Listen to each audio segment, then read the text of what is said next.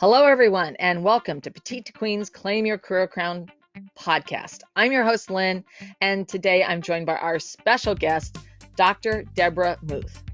And I have such an exciting conversation in store for you. We're going to be talking about why and how women can find more freedom and equality through starting their own business. So, as an entrepreneur myself, this is such a fabulous conversation, and I'm having it with the most amazing expert. Dr. Deb is a women's health expert, founder of Serenity Health Care Center, and a 15,000 a day doc integrative. I'm sorry if I said that wrong. Integrative medical program. There you go. And she successfully runs 3 businesses. That's pretty amazing. I can barely handle one. And so for some background, Dr. Deb graduated from nursing school in 1995 and completed her nurse practitioner degree in 1998. She was fascinated by the growing field of anti-aging. So she studied for 3 years to complete her doctorate in naturopathic medicine and to become a board certified anti-aging regenerative medical specialist. And I want to challenge everyone to say that fast 3 times. So here we are. And a little bit more background. Between 2003 and 2011, Dr. Deb was building an integrative medical practice as a co-owner at Spring City Health Center, a functional medical practice. And in 2011, she founded Serenity Healthcare Center, and I know I'm not going to get this right, Waukesha, Wisconsin. So my apologies to everyone in Waukesha. And there she achieved the status of master herbalist, and this is just fantastic. So over the years, in addition to her daily practice, Dr. Muth is an author, lecturer, and trainer for her career portfolio. I mean, she does it all. She's authored The Dark Side of Injury and The Essence of Healthy Vitality, Your Guide to Healthy Living. She is a prolific speaker and has provided over 150 lectures to patients and peers throughout the United States on topics ranging from hormones to detoxification to spiritual living. So, Dr. Deb, thank you so much for joining us on the show today. I'm thrilled to have you. Thank you. It's a pleasure to be here. Well, this is going to be such a great episode. And for anyone who's joining us for that very first time, don't miss out on a single episode and hit subscribe right now to Claim Your Career Crown wherever you get your podcasts. And if you love what we're doing and you love the show, please give us a 5-star review. We would very much appreciate it. So, Dr. Deb, let's sort of get into this. That was a lot of background that I provided, but I'd love to hear more about your journey, to both becoming an entrepreneur and advocating for women to start their own business. Yeah, absolutely. Thank you. Those are the pleasures of having some attention deficit, right? Because you just kind of keep learning and keep doing and keep going. And I really got started in functional medicine because I got sick myself. So as a nurse, I had every intention of working traditional nursing. I loved infertility work. And then I got sick and nobody could help me, except back in the day, I had this group of wacky friends, is what we called them back then. And I finally ate a little crow and said, okay, you guys know I think you're weird and that's okay, but one of you weirdos has to be able to help me. And thank God they were gracious and they were like, it's fine, you can call us that. And when I started working with them, I realized they weren't so weird. It was all of us that didn't think that nutrition and lifestyle and spirituality was important back then in the 80s and 90s. And it was that got me started on the path of looking at integrative medicine. So in doing that, what I realized is if I wasn't getting the help that I need, and I knew stuff, how many other women weren't getting what they needed either? And they didn't know what to ask for. They didn't know that they could challenge their provider. We've been taught that the white coat is kind of like the god of medicine and we should listen to them. And thank goodness today, a lot of people don't do that. A lot of people do challenge their practitioner. They are knowledgeable now and they're not afraid to ask questions, because 20 years ago when I started in this, people were afraid to challenge their doctors. And so when I started doing that and sort of really working with a lot of women as a nurse practitioner, women's health has always been my love. I realized how many women were suffering for a variety of reasons, whether it was our upbringing, whether it was what we felt like we couldn't speak up, we couldn't do the things that we loved. So in medicine, not only was I helping people get healthy, I was helping them with their social and mental side of things too. I saw a lot of midlife women from the beginning. So when women start to turn 40 or 50, we start contemplating like, okay, I spent half my life doing this. Do I really want to spend the next 50 years doing this? And there's a lot of changes that come up, and started talking to women about what is it that you love and can you create a lifestyle out of that? And that's really where it all began for me to encourage more and more women to enter the entrepreneur world. Yeah. Yeah, that's brilliant. And that is a time when, I mean, it's, that time of life, and everyone should be, checking in on themselves. And, is this what I want to be doing? Is this really satisfying me? Is this feeding my soul and where I want to get to, or where I want to be? So that's tremendous.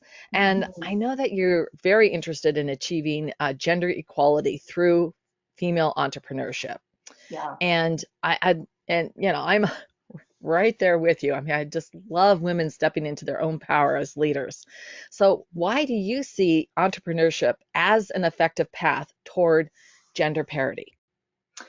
I think women have so many gifts that we forget sometimes. Raising children, you have to be a leader. Even though we don't think of ourselves as a leader that way, we are a leader. We are a teacher. We are somebody who comforts, we encourage, we nurture. Those are all the same qualities we need to be an entrepreneur. We just forget about it, right? We think that there's so much bigger to it all. But the idea of being a good leader and a good entrepreneur is to encourage other people in your industry or in your business to be the best that they could be. Well, that's a gift for women. Most of us do that naturally. We just have to learn to grow it a little bit more in entrepreneurship, in our own business. And I think initially as women, like for me, when I started out, initially it was a competition, right? I had something to prove. I was younger then. And I wanted to do something. I wanted to make a mark. I wanted people to know I was here. And as I grew in my leadership skills and as I grew in business, it wasn't about that competition for me anymore. It was really more about serving. And I think for women, a lot of us go through that. We have something to prove. But once we prove it and we're comfortable with it, now we can just do it.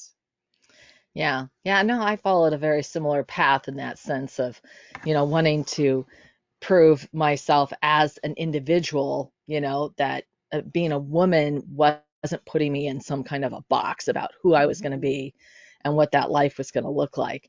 But there's also this core part of how women, I think in general, I am speaking generally, we really want to have an impact. That is very, and when you are in entrepreneurship, you have this ability to create an impact for your clients, in their life, their business, however they're trying to help their clients, with their product or service, in your community and in their community. So it is this tremendous, just this ripple that becomes a tsunami, of very positive opportunity and impact. And that's a wonderful thing, is also when women really learn how to step into that their own power. And we have very special skills because of the way that we are socialized that we can leverage in business. There's some things that we need to learn. Don't get me wrong. But we can really be very well-rounded. And so, let's sort of pivot here into building a business, especially as a woman. And, been there, done that, and you have it 3 times or more. It takes a lot of work. How can women be a powerhouse in business and not burn out? Oh, that is a great question because that is one of the hardest things, right? We, as women, we are super women. We are taught that we can do it all. And to some extent, I think we can, as long as we put ourselves first. And I know that sounds super selfish, and a lot of people are going to listen to that and say, well, wait a minute, what about my kids? What about my husband? What about this? Well, really, if you don't take care of yourself, you can't take care of anybody else. Yeah. And for decades, I've seen women come into my office just completely burnt out. They're fried. They've been burning the candle at both ends. They've been trying to make the career go. They're making all the school things. They're working with the husband. They're doing the cleaning. They're doing this. And they've just now they're in their 40s and they're flat and they have nothing left to give. So if we don't want to get to that place, we have to put ourselves first. And that means we have to focus our attention on the things that we love, and the things that we really don't care about, we give to somebody else who loves it. So it's better today than it was 15 years ago for us as women to say, I'm going to hire someone to clean my house, right? 15 years ago, if you would have said that, people would have gasped and they've been like, oh, look at her. Isn't she a fancy pantsy, you know? And now it's just commonplace. So if you don't love spending a couple hours during the week cleaning your house, don't do it. You know, if you don't like cooking, don't do it. There's so many ways that you can give somebody the gift that loves to do those things to service you and help you, that you don't have to burn yourself out doing those things. The other thing I think is penciling in free time. I never used to do this, and I've gotten much better at this, but I pencil in date night for myself. My husband and I have date night every Friday. It's on my calendar. So everybody who works with me knows, like, this time you can't schedule anything for me. I'm not going to do anything. And my husband and I are going to take time and focus on ourselves. Now, I'm at the age where I have grandchildren, not children, so that's easier to do. When you're younger, you might not be able to do that every week, but maybe every week you schedule yourself some time to take a walk, to go see a movie, to just kind of unwind. Because if you don't, you're going to continually work to the point where you end up not liking what you do anymore. It's so Yeah. easy to do that. And you don't want to do that. You want to keep what you love fresh, but that means you have to keep yourself rejuvenated in order to not get burnt out and hate what you do anymore. Yeah. I think there's a couple things I would add on, and that's also to ask for help. I mean, make Oh, sure that, mhm, that you aren't creating a situation where you are, you are doing it all. You're in the sense that, especially if you have a significant other or any kind of a partner, you need to evenly distribute that workload. And that can be mhm, hard for both sides sometimes, mhm, but that is a conversation that you need to have, and that you both need to lean into and decide how to do that, so that you can both thrive in, that- and you can be supportive of one another and having those conversations. And that's a critical skills also, to have those types of very important, difficult discussions, because mhm. they're going to come up at all kinds of different times in your life for different reasons. Yeah. And yeah, and I also think that I want to, so, oh, go ahead, Deborah, I was just Dr. going to Deb. say, that's fine. You can call me whatever. You know, it's such a good point because if you don't have those conversations, what ends up happening is we have a meltdown. When we're overwhelmed and we're stressed, then we're on the floor crying, or we're throwing a temper tantrum, we're upset and we're yelling at everyone because we're not really asking for what it is that we need. And so then we feel alone and we feel like nobody wants to help us. And that couldn't be further from the truth. People want to help us. Sometimes they just don't know how. And many times we don't allow them to help us. Yeah, yeah. You have to ask for help. You don't want that bitter seed planted, and you also have to learn how to say no. No to Mhm, things that are not. That can also be a problem for women. Is that it's just yes, mhm. yes, yes instead of no. Yeah. And you can say no gracefully, Yes. absolutely, but putting those boundaries in place. And I know that for me, I mean, whatever that looks like for you to have that time for yourself. I don't pencil it in. I put it in my iCal, and it is Mhm. in my iCal. And there's certain things for me in the evening I like to watch, like rom-coms, or Mm-hmm. something on Disney Plus, I don't know, and Yep. Hallmark Channel. And, Mm-hmm. I just want to sort of, just float away, I mean, it's a Mm-hmm. really great relaxing thing for me to do. And, so I think all of us have to find what that is, whatever it is, to your point. If it's the date night, if it's a spa day, I love going to parks. I love doing nature walks. Sometimes for me, even doing the grocery store, you can make it more. It's not. I've really transitioned that from being a chore to being just almost like this really fun shopping experience, and sort of checking things out and sort of coming up with my menu along the way. And it's Mm-hmm. become quite relaxing for me. Mm-hmm. And I'm not saying that that's for everybody, but it was something that I was able to do, and I just carve out that extra time. So it's not like this rushed thing, like, oh, I've got to get these, um, and I make it more of a shopping pleasure trip. So it's a lot of fun. So whatever it is that works. Yeah. And I think that brings us to, how can women entrepreneurs balance that business and their femininity? I was just talking about Mm-hmm. shopping, which is often Mm-hmm. associated with women. And how are you defining femininity? Absolutely. That's a great question. Well, I think one of the things that you said was boundaries, right? Learning to set boundaries is huge. Learning for us to say no and not feel guilty that we said no. Because it's one thing to say no and then feel guilty for the next, 5 days that you said no. That's not a win.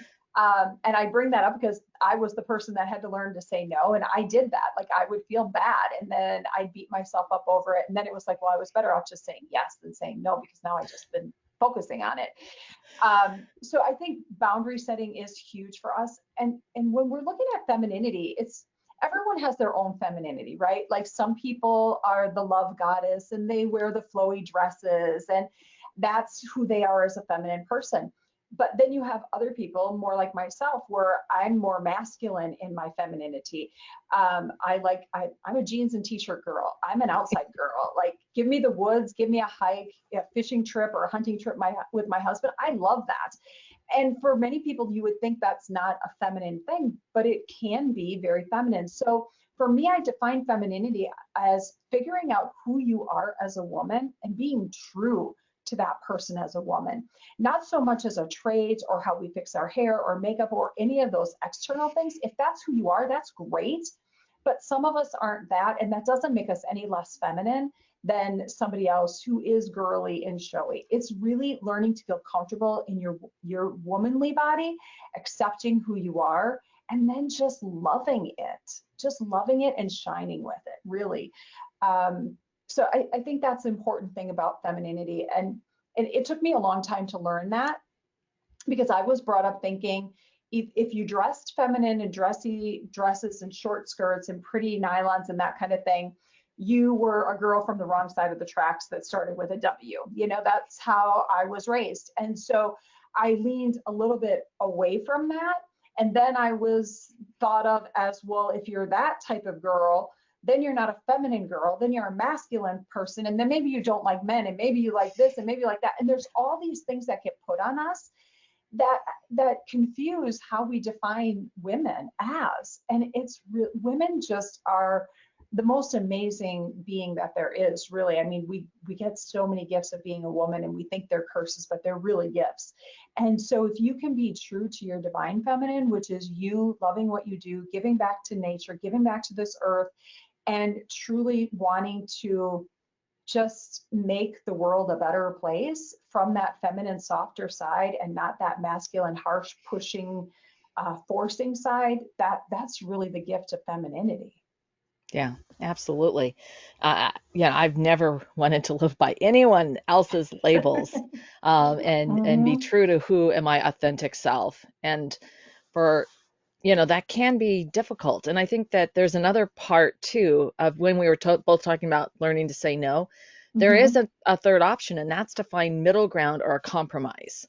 And Mhm. that's also when you're working into getting to that point of letting go of things that maybe, how your upbringing or society you feel like is pushing on you of how you need to be.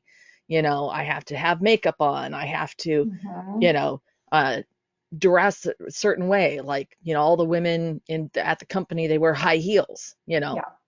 And you have to, you may not want to, you may need to take baby steps or small, just like I want Hmm. to remind everybody, it's like when you learn to walk, you didn't just suddenly stand up as a baby and start walking, no. Hmm. First you had to roll over and you sort of had to sort of that crawl, and then you're finally crawling up on the sofa and holding on, and then you're walking like Frankenstein.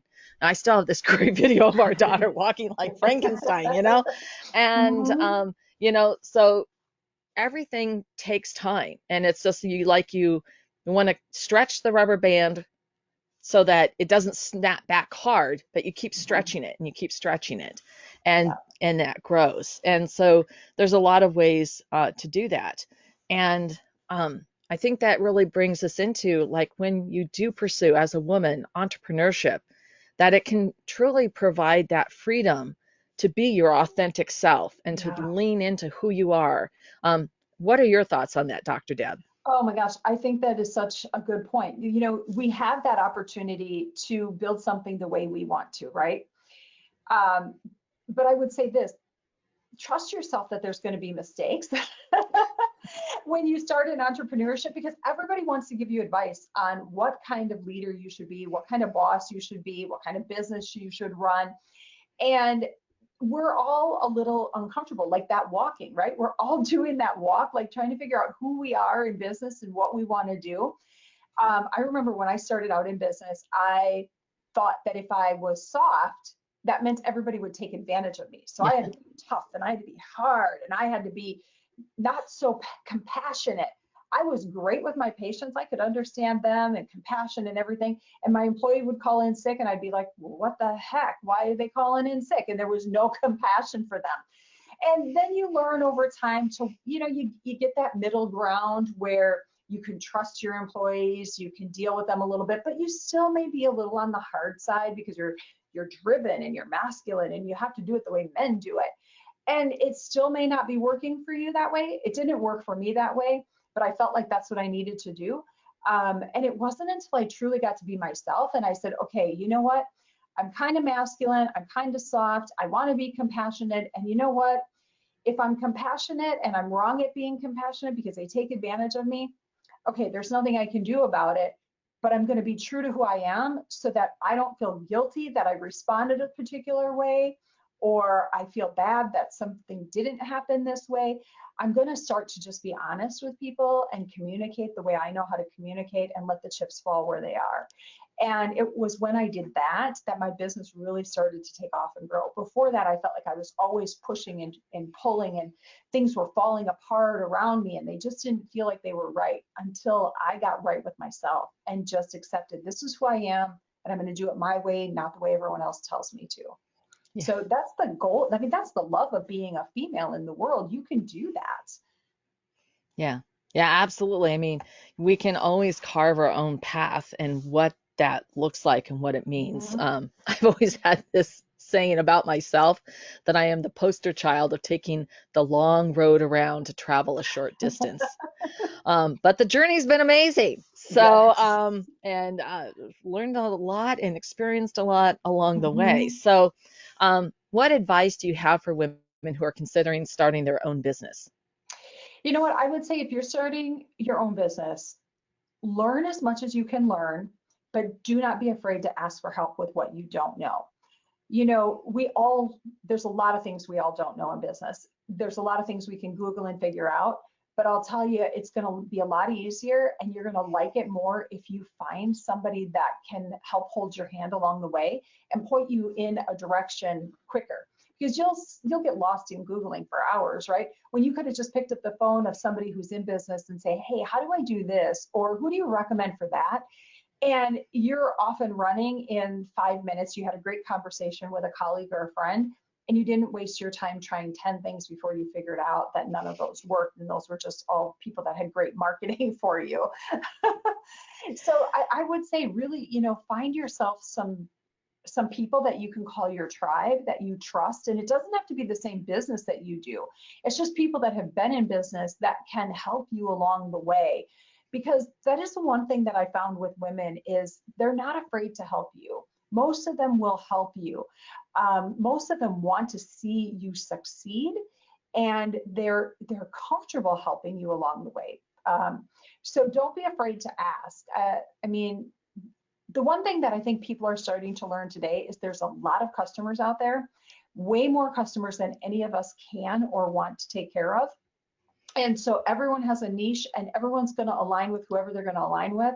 And those are the people that you want to be in your tribe, are those people who think like that, because they're going to help you grow quicker and push the legs up instead of trying to pull the legs out from under you. Yeah. Yeah, absolutely. And I would like to reinforce, if you don't ask, you don't get. Exactly. And another thing is, you definitely can, you spend this. I found myself looking up from having done some Google searches, and it's like 3 or 4 hours later. Mm-hmm. And so it's just literally like this Mm-hmm. crevasse that you're flinging yourself into. And the other thing is that just because something works for someone else doesn't mean it's going to work for you. And Mm-hmm. there's so many distractions in the sense of the shiny objects. It's Oh. really finding that, really getting focused on what is your core mission or values, or what is it you want to be able to accomplish? What's the impact that you want to have? And then Mm-hmm. and then determining what's the best vehicle for you. Because I know when I started my business, we tried doing it all. We were doing webinars. We have, of course, the podcast, which we still run, Mm-hmm. 6 years later. Yes.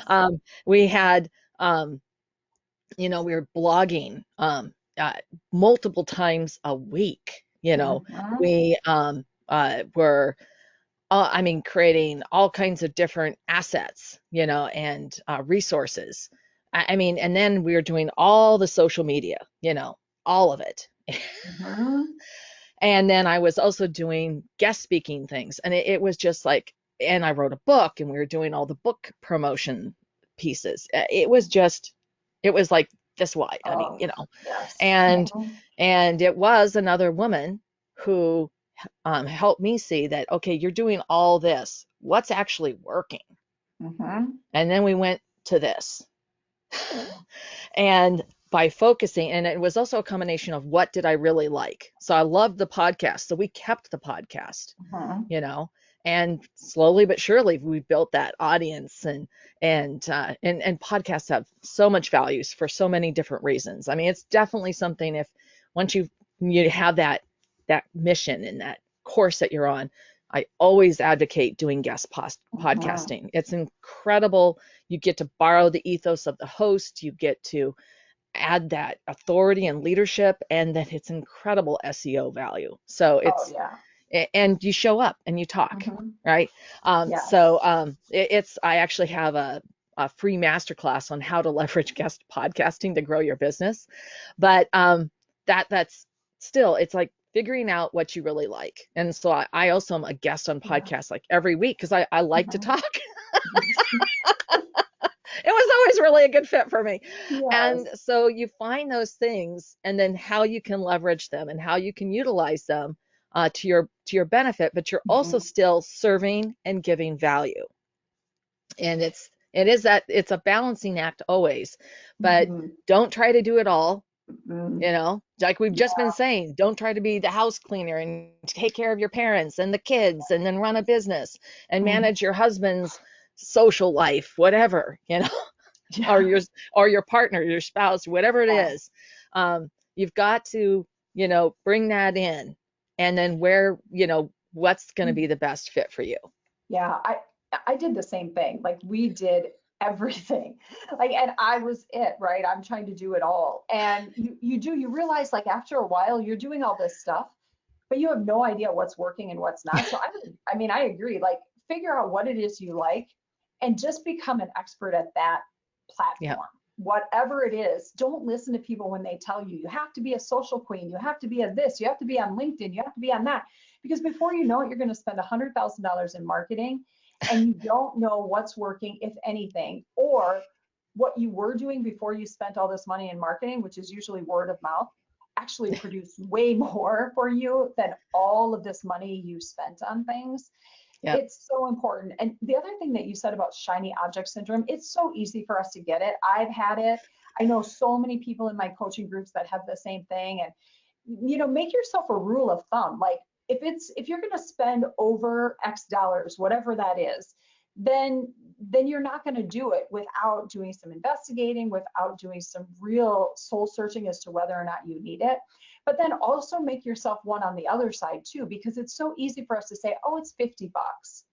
And then you buy it, but you never consume it. And a month later or a year later, you come across the same person and buy the same thing, and you still didn't consume the first one. And what you just bought was the exact same thing. I mean, I've done this. I've heard people do it too. So, don't spend your time consuming stuff if you're not actually going to consume it, because you're just going to waste your own time and money and energy. If it's something you need, fine, look at it. But if not, make a rule for yourself right out of the get-go, because otherwise you're going to be all over the place, and everybody's coming in with different things that you should do, and you're going to confuse yourself in business as to where you should start. And like both Lynn and I, you're going to think you have to do it all in the beginning, and you really don't. No, you absolutely don't. I would stick with one social platform, Mm-hmm. that you already are very comfortable with and you're on and you like and you enjoy. Mm-hmm. Or in the case for me, I am not a social platform person at all, but I've always been on LinkedIn because it's business, Mm-hmm. and I have, already had a huge connections and followers. So it was the natural, after I was trying to do it all, we ended up going to LinkedIn. And I mean, Mm-hmm. we still post the other places, through a tool called Hootsuite. Yep. But we focus on one channel, because Yeah. that's our big channel along Yeah. with email. But It's and too you expensive to so try to grow every channel. It really yeah, is. Yeah. it's just so pick Yeah. the one that Mm-hmm. you like, and that you already have, even if they're friends and family, you already Mm-hmm. have a predetermined audience that you're there, and you personally enjoy, um, and it's for me, like LinkedIn, I'd say I tolerate it. I have to be honest, okay? I'm just not the social platform person. It's like there's so many other things I'd rather do with my time. But Yeah. that would also be my piece of advice. I mean, I just love what we're talking about. I mean, we could probably have a whole separate episode about how to get started or really get Right. started in your business. And that shiny object, one of the pieces of advice that I use, because I can easily get distracted by that. And it can be either somebody that I'm meeting and talking with who, oh, Dada, you should be trying this or Mm-hmm. doing this, is never do anything in that moment or in the impulse. Mm-hmm. Instead, take a moment. And it's sort of like even when you're shopping, it's like, you know what? I'm going to go get a coffee and I'm going to Mm-hmm. think about this. Do I really need that new purse at Brighton? you know, and Yeah. because that impulse to do those things. And to your point, you can spend $50 here and $50 there. Well, by the end of the month, you spent $500, or, and Yeah. then by the end of the year, I mean, when you really Mm-hmm. start to add it up. And the other thing is they are actually a distraction, because you put some time and energy into then potentially researching it or figuring it out, and you go down this path, and that time could have been redirected to other areas of your business. Mm-hmm. So I really, for me, it works best just because I can be very impulsive, and I know that about myself. And so I take that step back. I call it a powerful pause. I use powerful pause in all sorts of areas of my life, but in that place, I take a step back. I take that moment and I walk away from it and do something else. And then I can come back and say, well, now I've had time. Now I can really think about, is this the right fit for this, or is this a distraction? Yeah. Does this truly serve our mission and our path and what we're trying to achieve right now? Or is it something that we may want to revisit in 3 months or 6 months? And also checking in on what you are working on, and then when you have narrowed your path, you can really determine, how is it working? And if it's not working as well as you'd like, what can you do to refine or tweak it for a higher performance? Mhm. I think that's a good thing too. And I can be impulsive like you. And so I've done something similar. So now I've put a team of people in with me. We created a leadership team a couple of years ago. And it just basically is a big fancy word for my 3 top people, right? It's the top 3 that work with me, that know my mission, and we're all on the same page. So we now get together, and before I make those decisions or those jump things, I know that I need to run it past them. And they help keep me on track and say, well, Deb, do you remember this was our goal for the next 3 months? And we said we weren't going to change from that. So if you're going to do this, are we going to move it to next quarter or the following quarter?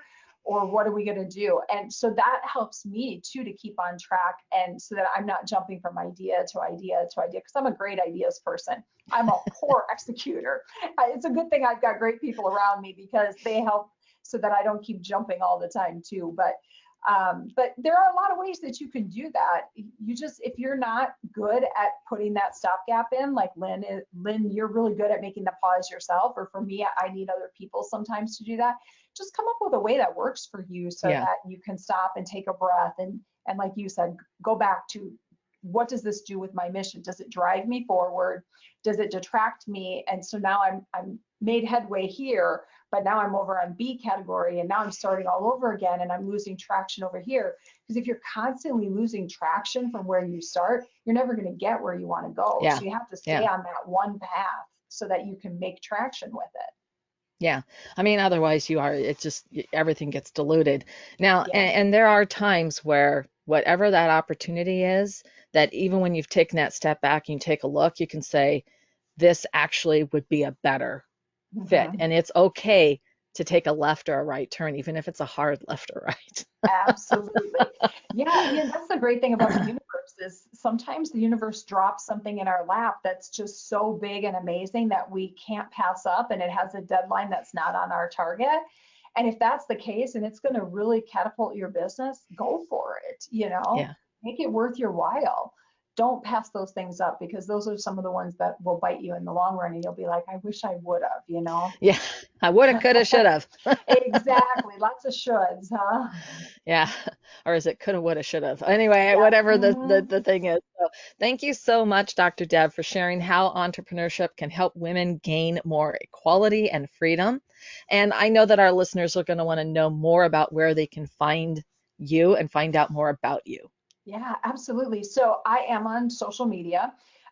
Like Lynn, I'm not always there, but I do pop in once in a while. So you can find me on Facebook. I'm just under Debra Muth. I'm also on Instagram and YouTube. You can find some of my videos on YouTube. It's under Serenity Healthcare Center is our YouTube channel. And reach out. I'm happy to connect. You can message me. I'm happy to connect with you. All right, that's wonderful. And we'll make sure to provide all of those links below. And I am so glad. This was such a great conversation. And for those of you who tuned in, I want to thank you. And if you have ideas that you'd like to share, we love hearing your thoughts. You can leave us a comment down below. Or if you'd like to email us with such as a question or a topic for discussion, you can do that at jointheconversation@petitetoqueen.com. And to stay current on all of our insightful advice, our breakthrough advantages, the resources, and incredible episodes like the one today with Dr. Deb, you can sign up for our weekly Wisdoms newsletter at petitetoqueen.com. I want to thank everyone again for listening and tuning in. And Dr. Deb, thank you so much. This was what a great episode. Thank you so much for having me. It's been a pleasure.